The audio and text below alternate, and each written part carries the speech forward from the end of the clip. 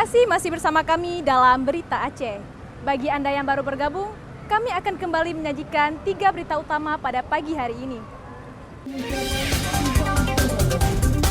Muzakir Manaf Fadlullah menjadi Gubernur Aceh periode 2025-2030 setelah resmi dilantik Menteri Dalam Negeri Muhammad Tito Karnavian dalam rapat paripurna DPR Aceh.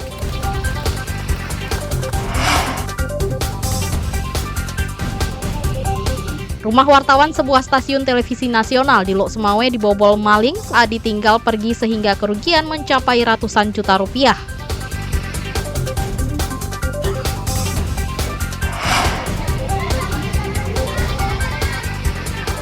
Sejumlah mahasiswa sebuah universitas di Kota Langsa menggelar tabur buku ke sekolah pedalaman untuk meningkatkan literasi siswa.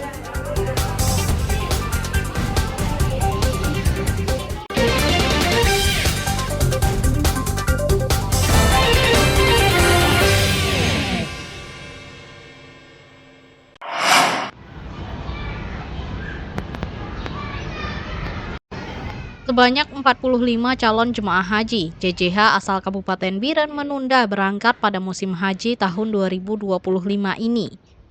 Para CJH menunda keberangkatan dengan berbagai alasan seperti sakit, belum ada pendamping dan belum bisa melunasi biaya perjalanan ibadah haji BPIH. Sementara itu, kantor Kementerian Agama Kabupaten Biren terus mempersiapkan berbagai dokumen jemaah.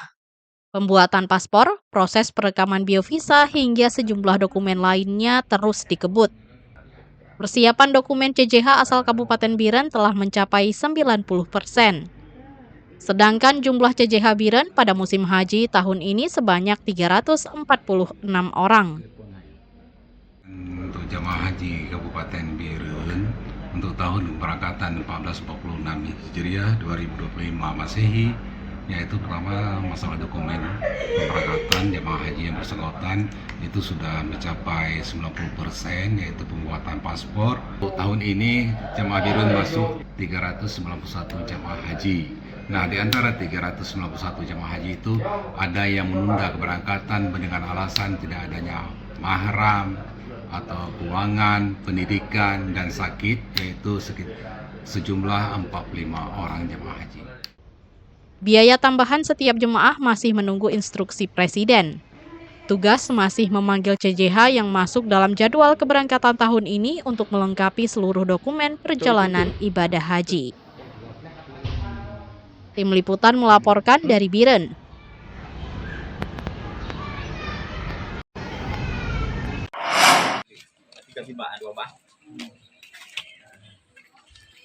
Pohon aren menjadi penopang hidup dan penyambung kebutuhan sehari-hari Lek Ngadiman.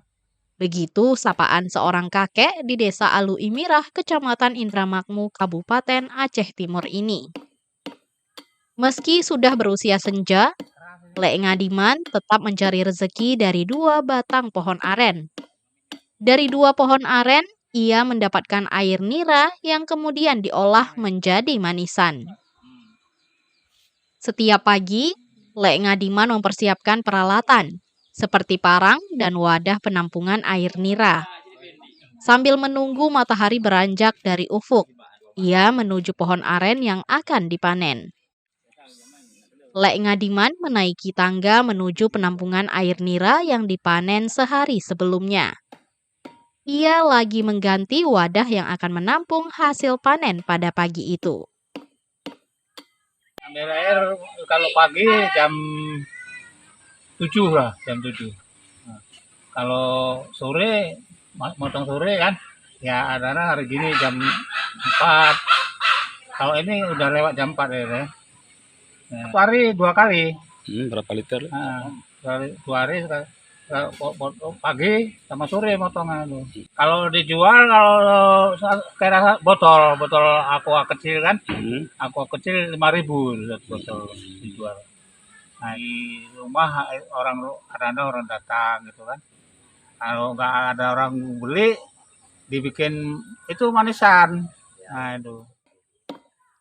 Lek Ngadiman memulai usaha nira sejak usia 52 tahun. Lansia ini kini berusia 72 tahun. Artinya, sudah 20 tahun rutinitas ini dijalani sang kakek. Air nira yang dipanennya pun dibawa pulang. Air nira itu kemudian dipanaskan untuk memperoleh manisan. Setelah matang, manisan lalu didinginkan agar bisa dikemas menjadi gula aren sesuai takaran. Gula aren tersebut kemudian dijual ke pasar Alu Imirah dengan harga Rp20.000 per kilogram. Meski masih bisa mandiri berusaha, Lek Ngadiman berharap pelatihan untuk pembuatan gula aren karena selama ini harga gula aren masih murah. Maimunzir melaporkan dari Aceh Timur.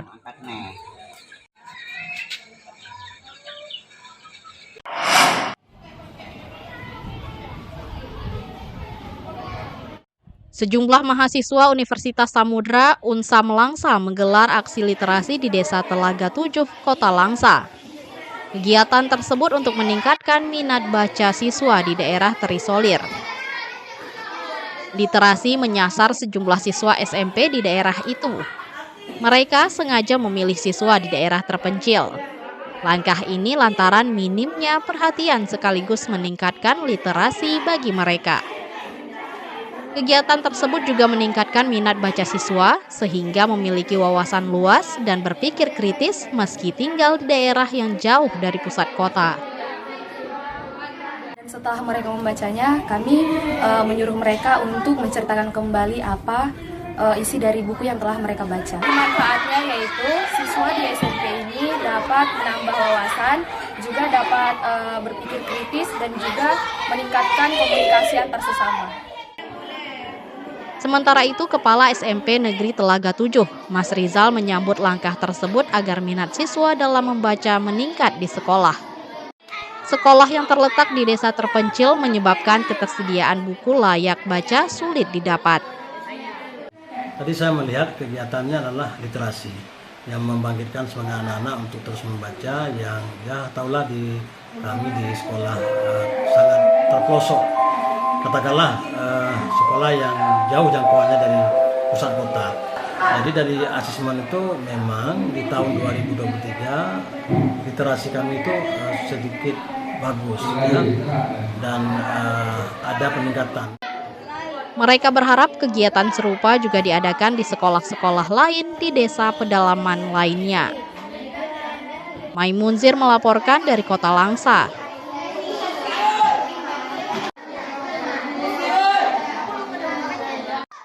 Informasi tadi sekaligus menutup perjumpaan kita pada pagi hari ini. Saya Resti Amelia dan seluruh tim redaksi yang bertugas pamit undur diri. Selamat beraktivitas dan sampai jumpa. Wassalamualaikum warahmatullahi wabarakatuh.